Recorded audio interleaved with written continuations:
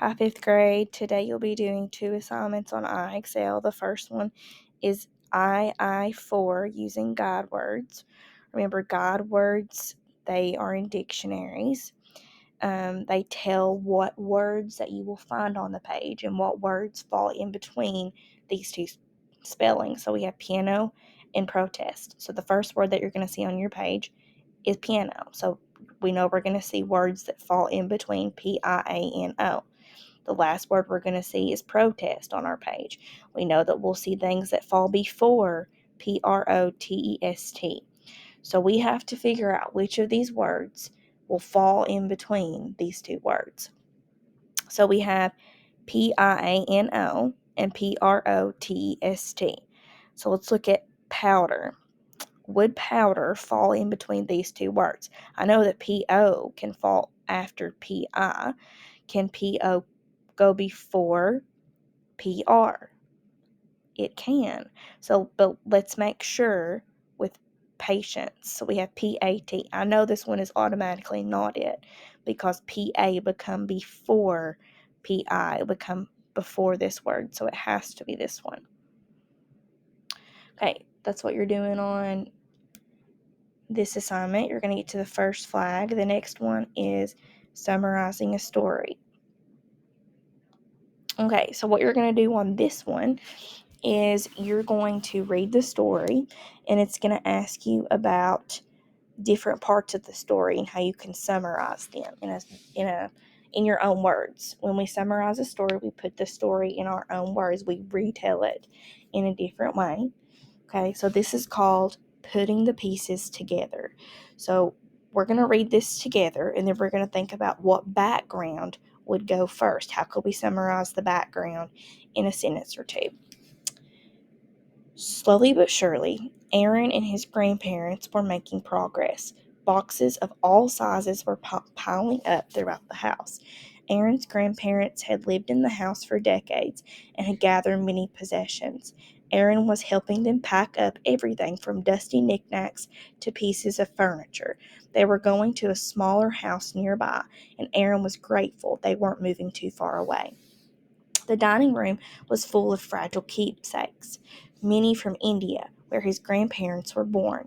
Aaron ripped long pieces of packing paper to wrap his grandparents' dishes. Then he carefully stacked the chinaware in a box. Aaron had fond memories of eating from the red, yellow, and blue plates during the holidays. Aaron finished taping up the box of dinner plates. He lifted it up to move it out of the way, but the box was very heavy. It slipped from his arms and crashed to the floor. All three of them heard the plates shatter. "I'm sorry," Aaron apologized. "It's okay," his grandfather said. "It was an accident." They opened the box, and sure enough, many of the plates were broken.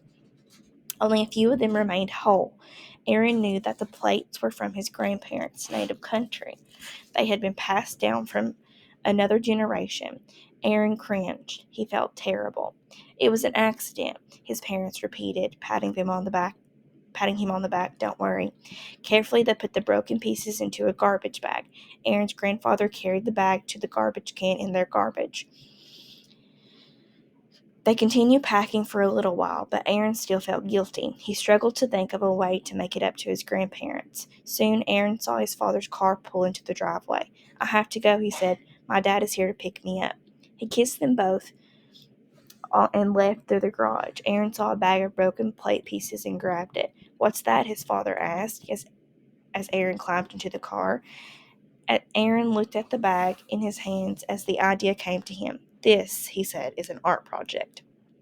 The following day, he went to the store and purchased everything he needed. At home, Aaron went to work. He used a thin board shaped like a rectangle at the base. He took the colorful plate pieces and glued them in a creative arrangement on the board. Aaron let the glue dry overnight, and then he filled the spaces with white grout. Finally, he sealed the red, yellow, and blue artwork with a glossy spray. When it was dry, Aaron wrapped it up. A few days later, his family gathered at his grandparents' new house. Aaron handed his grandparents his gift and smiled as they unwrapped the artwork. Aaron's father gasped as he figured out where the artwork came from. "This is amazing. I can't wait to hang it in our new home," Aaron's grandmother said as she gave him a big hug. So we're thinking about some background that led us up to our story here. We have Aaron is helping his grandparents pack their house for a move. Aaron's father is driving him to his grandparents' new house. Aaron's grandparents are assisting him with an art project. So what's some background that leads us up to our story?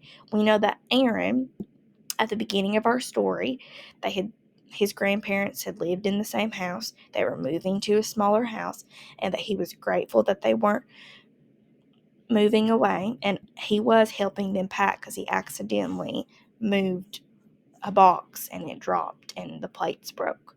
So some background here is that he's helping his grandparents pack for their house for a move. Oops. Okay, so that's what you're going to do on this one. Get to the first flag. I'm going to be checking your assignments, so make sure that you are doing what you're supposed to do. If you need me, email me. Have a great day.